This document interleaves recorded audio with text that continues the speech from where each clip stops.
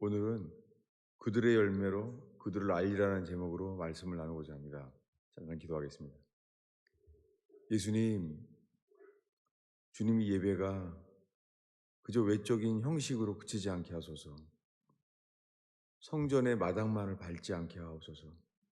주님, 저희를 이끄셔서 주님 계시는 성소 안에 들어가게 하시며 주님이 함께 거하시는 주의 집이 되기를 기도합니다.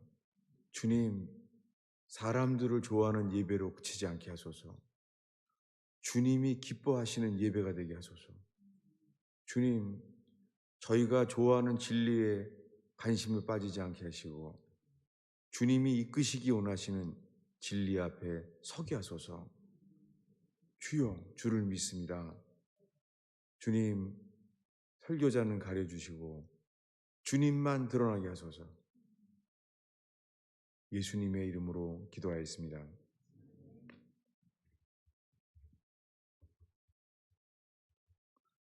오늘 읽은 마태복음 7장은 예수님의 거의 사역의 첫 시작입니다.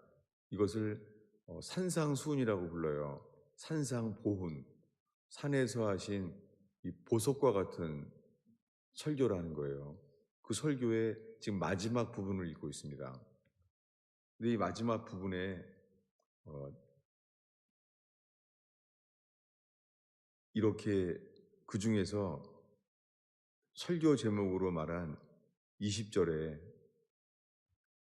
그러므로 그들의 열매로 그들을 알리라. 이 마지막 부분에 이것을 나누게 된 이유는 이렇습니다.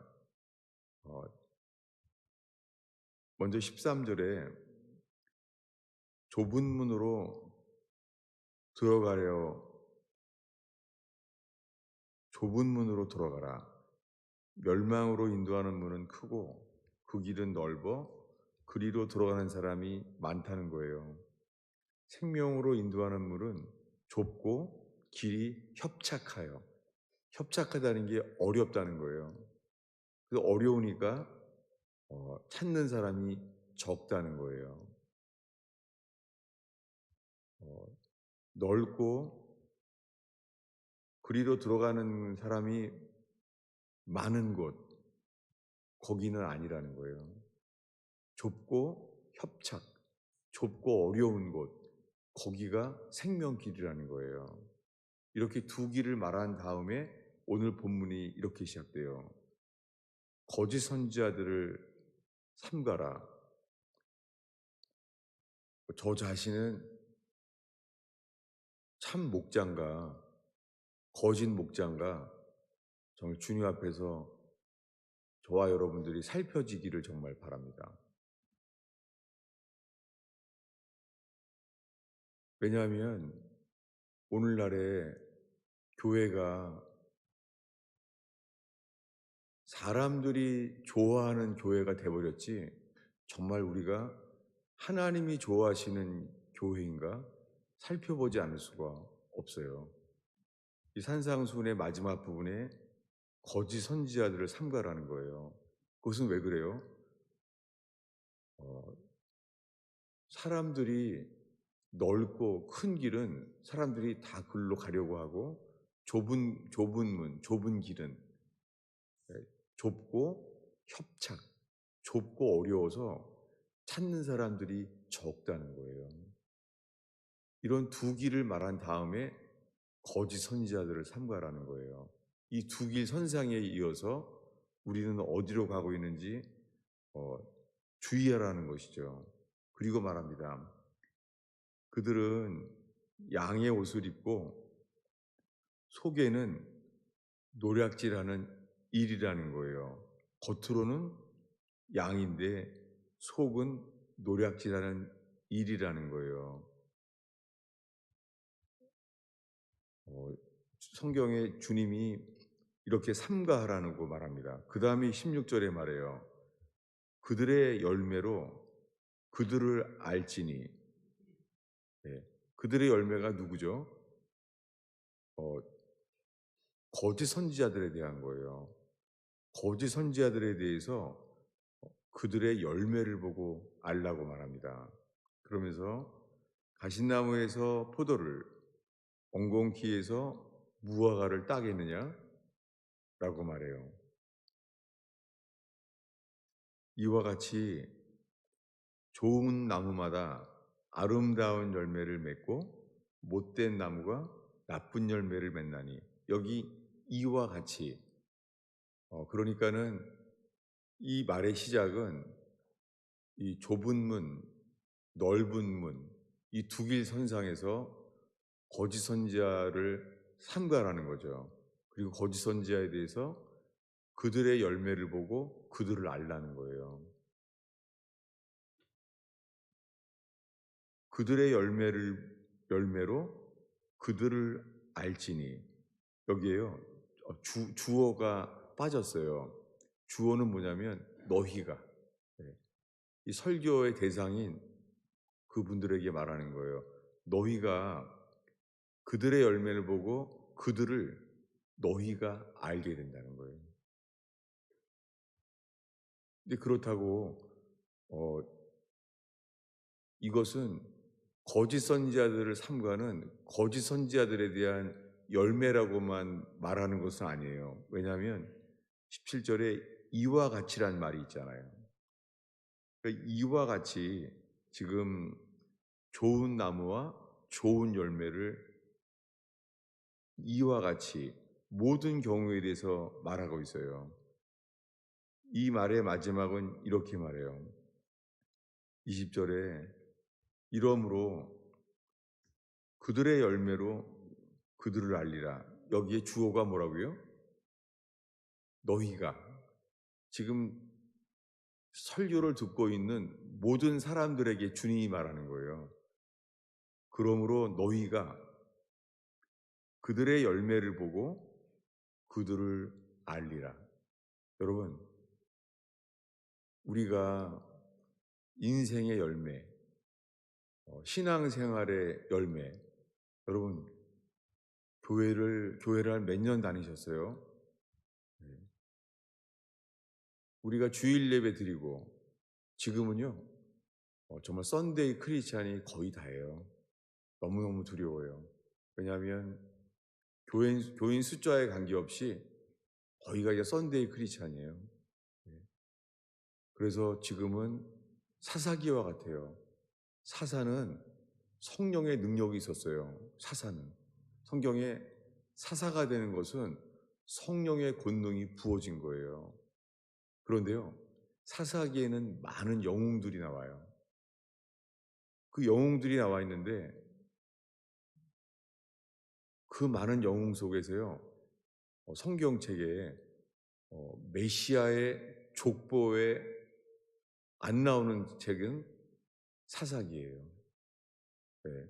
사사기에는 신앙의 영웅들이지만 메시아의 족보에 없는 거예요. 왜 그렇습니까? 사사기 마지막에 이렇게 말해요.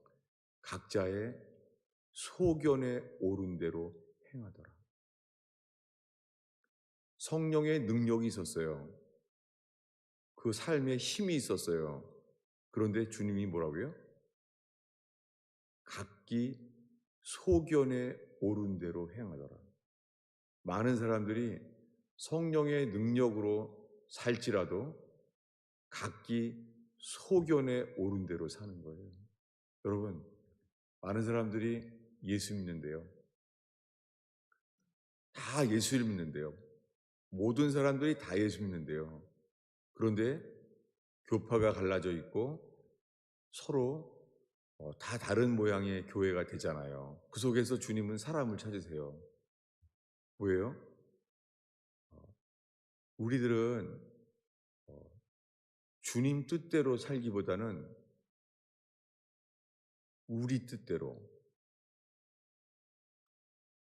살게 될 때 사사기에 나오는 사사들처럼 성령의 능력이 있어도요, 각기 자기 소견에 오른 대로 살았더라. 주님은 그들의 열매를 보고 너희가 그들을 알게 되리라. 여러분, 여기에 우리들도 마찬가지입니다. 주님이 우리들의 입에 우리의 입으로부터요. 우리 입의 열매는 무엇입니까? 잠언과 시편에 그리고 야고보서에 많은 성경에요. 어, 입술의 열매를 맺는다는 거예요. 네. 지금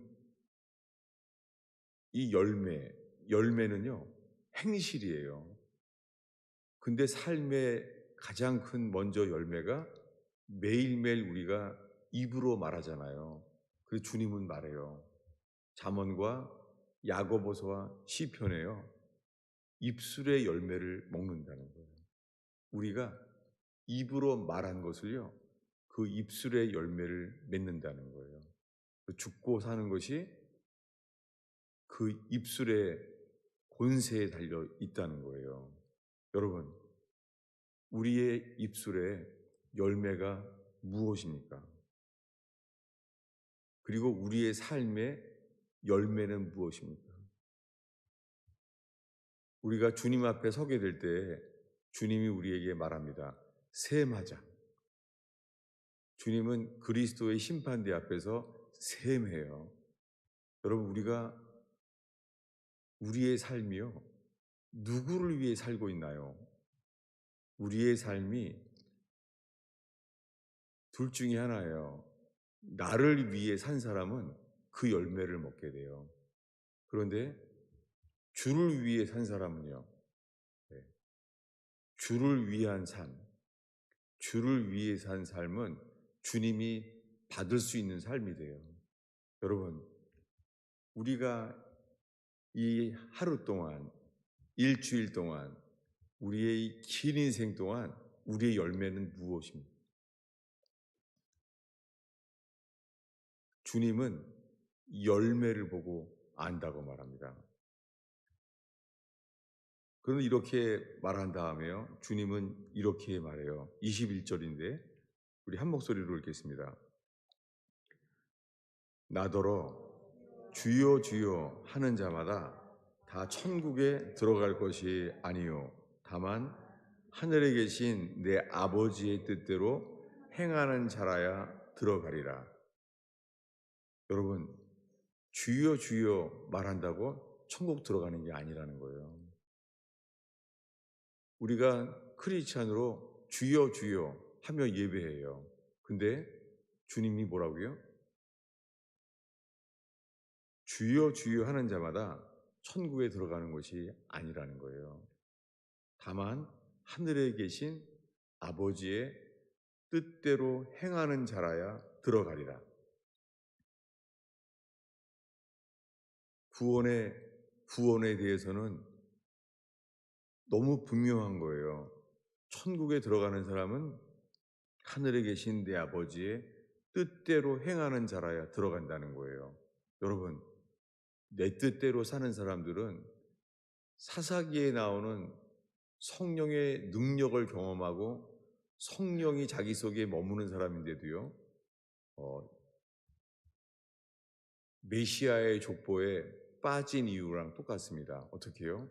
각기 소견에 옳은 대로 행하더라. 우리가 직장 생활을 하건 신앙 생활을 하건 간에 주님은 물어봐요. 누구를 위한 것인가? 라고 묻습니다. 여러분, 많은 사람들이 예수 믿는데요. 그래서 주님이 지금 이렇게 말해요.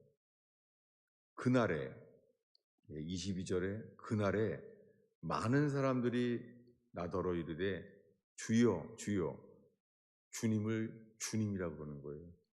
많은 사람들이 다 믿는 사람들이에요.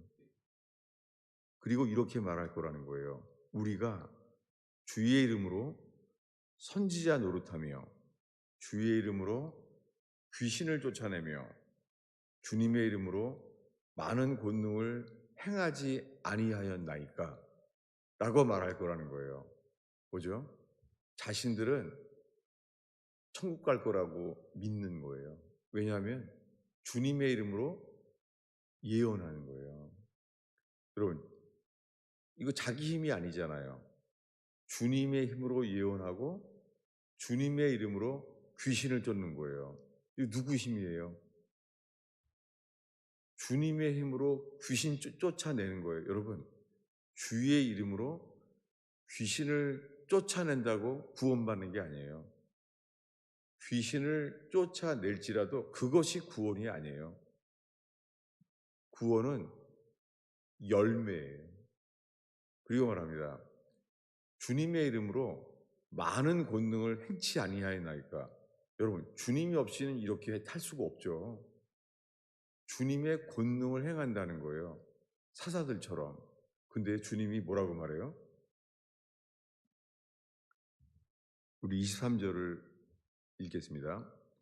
그때 내가 그들에게 밝히 말하되 내가 너희를 도무지 알지 못하니 불법을 행하는 자들아 내게서 떠나가라 하리라.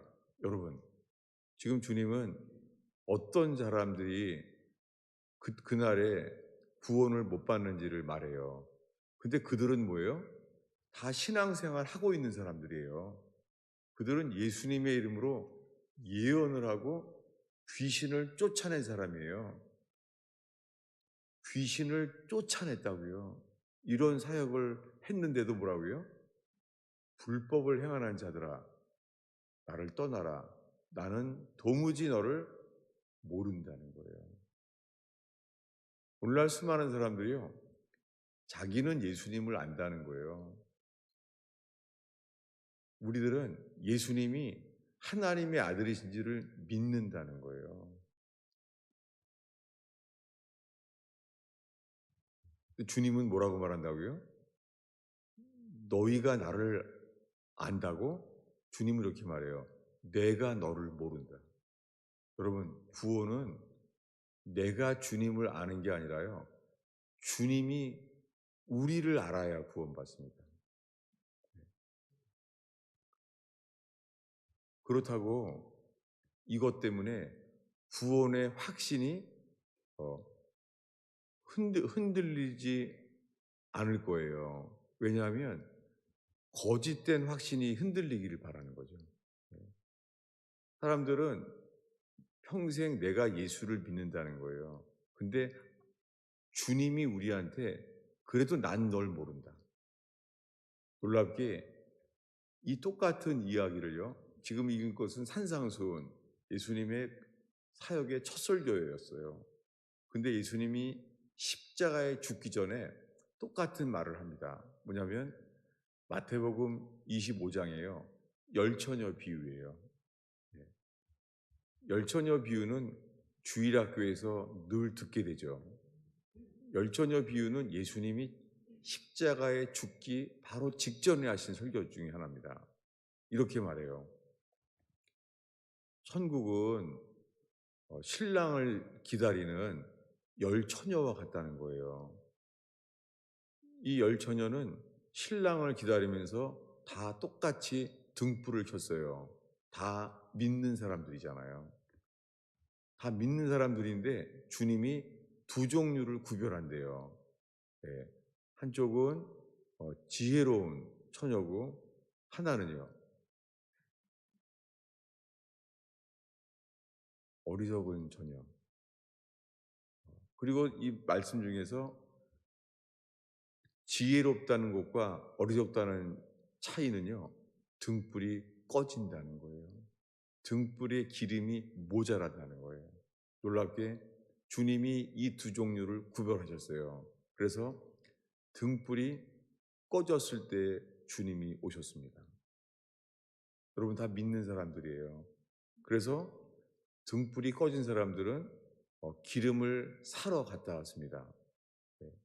기름을 사러 갔다 온 자체가 세상으로 나갔다는 거죠. 근데 그들이 말합니다. 문을 열어주소서. 다 믿는 사람들 이야기예요. 여러분, 오늘날에는 우리가 예수 믿는다고 하면은 다 천국 간다고 가리키는 사람이 많습니다. 특별히 대형교회. 정말 그래요. 저도 가끔 설교를 들어보면은 마치 자기네 교회 교인들은 다 천국 간다는 거예요. 너무 두렵죠. 정말 두려워요, 목사로서. 주님은 주님의 소유를 절대 잃지 않아요.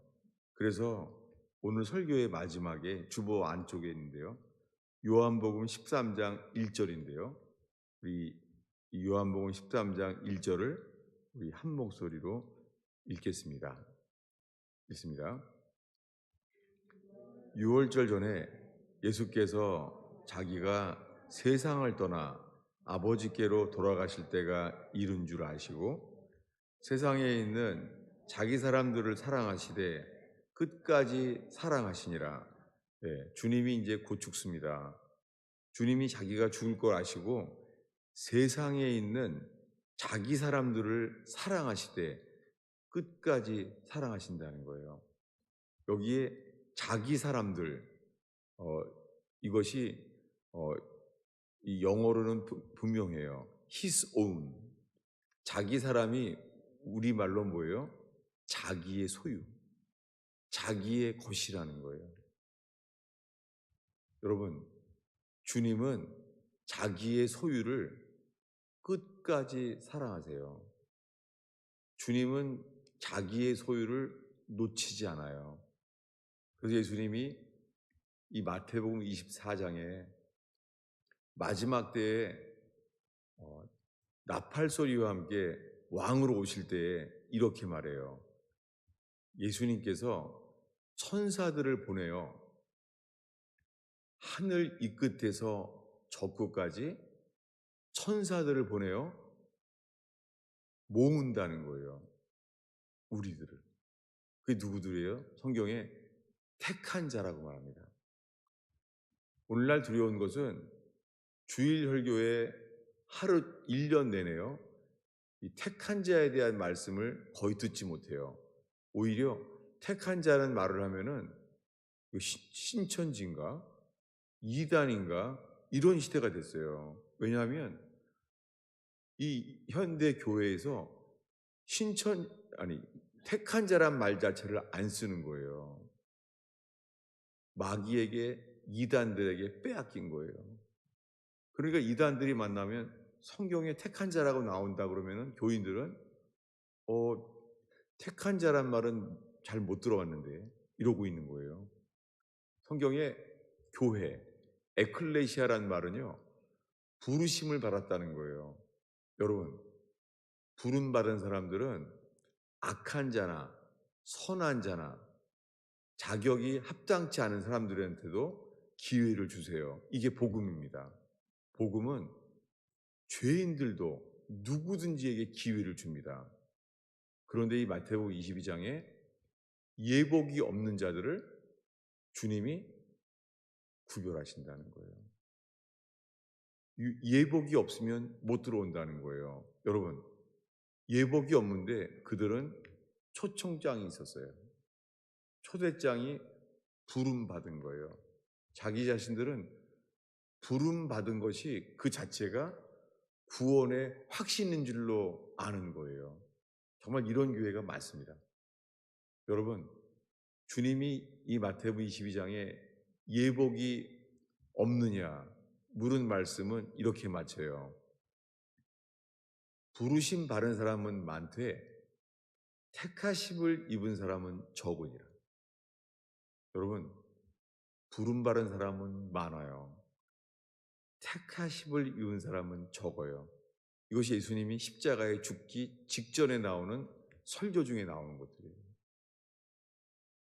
부름 받은 사람은 많아요. 그런데 택하심을 입은 사람은 적어요. 택하신 자는요, 주님이 오실 때에 하늘 이 끝에서 저 끝까지 천사들을 보내서 누굴 찾아요? 택하신 자를 주님은 한 사람도 놓치지 않습니다. 문제는 이거예요. 많은 사람들이 이 신앙생활을 하면서요, 예수님이 하나님의 아들이심을 우리가 알고 믿는다는 거예요. 우리가 안다는 거예요. 주님은요, 내가 널 모른다. 예. 이 마태복음 25장의 열처녀 비유와 똑같은 거예요. 여러분, 이 순간에 우리들은 예수님이 하나님의 아들임을 믿는데요. 우리가 예수님이 하나님의 아들이심을 믿는다는 거예요. 근데 주님은 우리에게 말해요. 근데 나는 널 모르겠다. 라고 등불을 켰는데도 예수님을 신랑이라고 믿는 사람들도 구별하셨다는 거예요. 여러분이 화창한 날에 이렇게 먹구름 같은 설교를 해서 미안해요.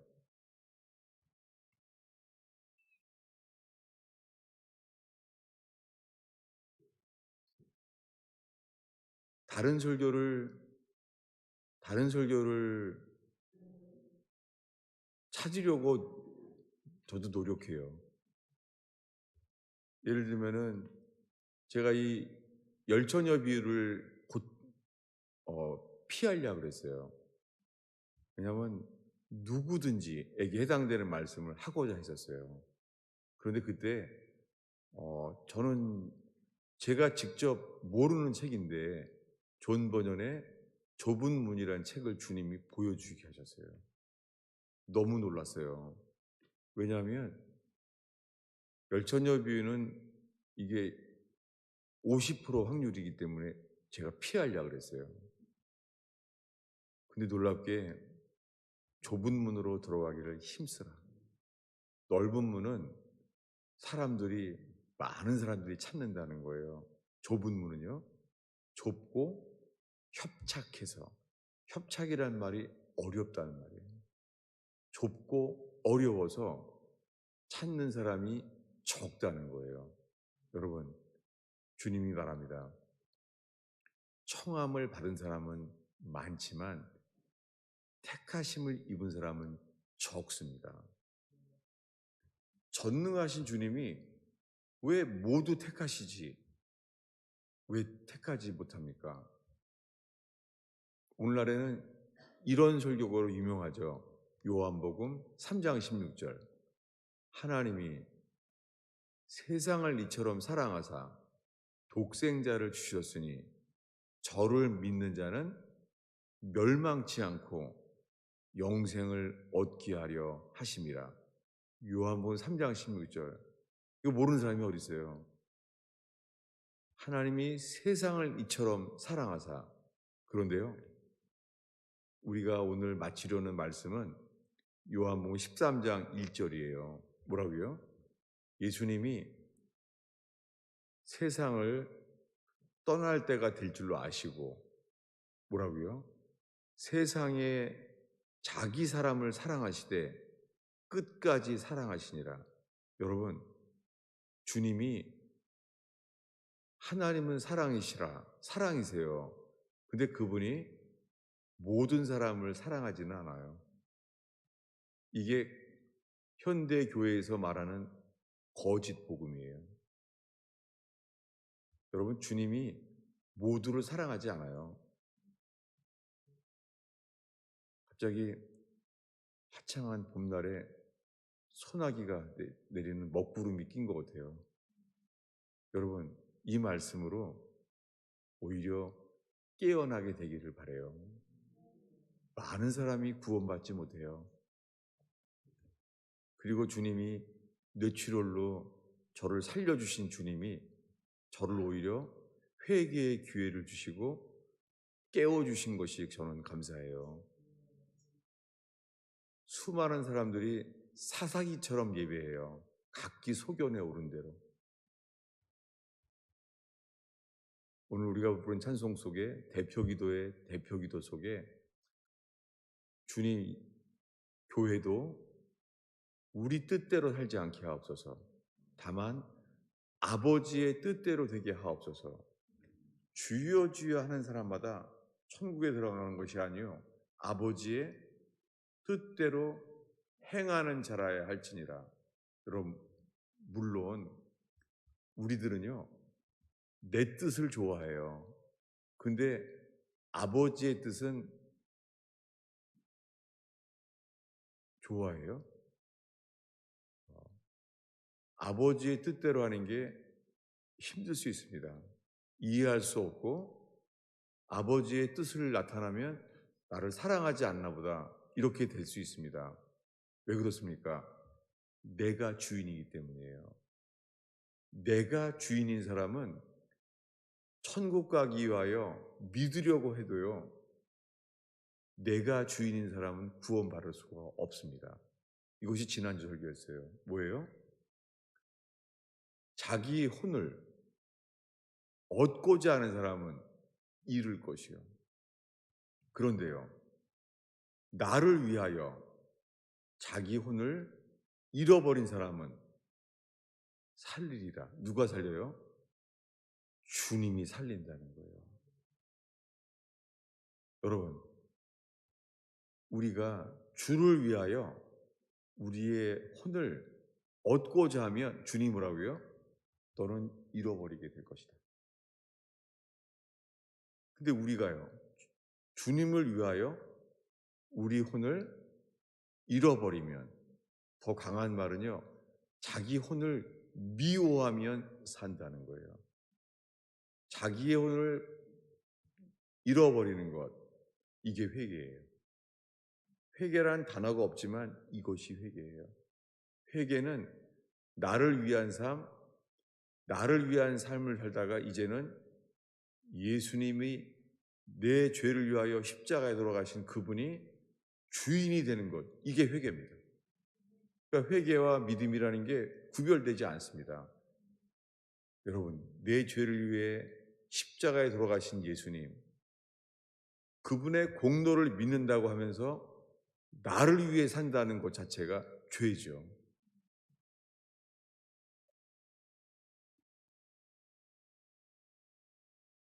여러분, 그 대신에 인생에 어떠한 절망과 어려움과 고통이 있을지라도, 그리고 인생을 회복할 수 없을 만큼 실패했을지라도 놀랍게 주님은 말해요. 예수님이 전부가 되는 삶이 시작된다면 주님이 말합니다. 내가 너를 살리리라. 네, 우리 스스로 살지 못합니다. 주님이 살게 하십니다. 그리고 말합니다. 내가 너를 사탄에게 손상받은 삶의 영역을 내가 너를 회복하리라. 구원은 회복이에요. 구원은 살리는 것입니다. 이것을 위해서 예수님은 부활하셨습니다. 예수님의 죽으심과 연합되는 것이 회개고, 부활 생명으로 다시 살게 하시는 것은 주님이 우리에게 하시는 일이십니다. 기도하겠습니다. 아버지 하나님, 이곳에 예배하는 어린아이에 이르기까지 예수님이 주인 되는 역사가 일어나게 하옵소서. 주님, 내 죄를 위하여 십자가에 죽으신 예수님, 우리의 모든 죄를 씻으시려고 흰옷을 입혀주시려고 우리를 위하여 죽으신 예수님, 예수님 앞에서 예수님이 전부가 되는 역사가 일어나게 하옵소서. 나를 위해 사는 삶이 죄인 것을 알게 하시며 주님 죄에서 깨어나는 기회 되게 하옵소서. 예수님의 이름으로 기도하였습니다.